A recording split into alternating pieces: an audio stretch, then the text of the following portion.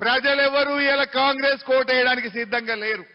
కానీ ఒక మాట నేను చెప్పాలి, కాంగ్రెస్ బాగలేదని మీకు అర్థమైంది. కాంగ్రెస్ మీద కోపం కొద్దీ ఆయనతో బీజేపీకి ఇట్ట ఓటేసే ఎవరన్నా పేనం మీదకి వెళ్ళి పొయ్యిల పడ్డట్టు అవుతుంది. ఇంకా ఆగమైపోతుంది బీజేపీ వాళ్ళకి ఇట్ట గెలిస్తే. ఎప్పటికైనా ఈ తెలంగాణ ప్రజలకు కేసీఆర్ఏ శ్రీరామ రక్ష, బీఆర్ఎస్ పార్టీయే మన ప్రజలకు శ్రీరామ రక్ష. ఇలా బీజేపీల దగ్గరికి పోయి మీరు 10 ఏళ్లు పాలించిండ్రు కదా, ఏదైనా ఒక మంచి పని మీరు ఏం చేసిండ్రో చెప్పమంటే చెప్తారా బీజేపీలు? చెప్పుకోవడానికి బీజేపీలకు పథకాలు లేవు గనుకనే వాళ్ళు చిత్రపటాలు పంచుతున్నారు.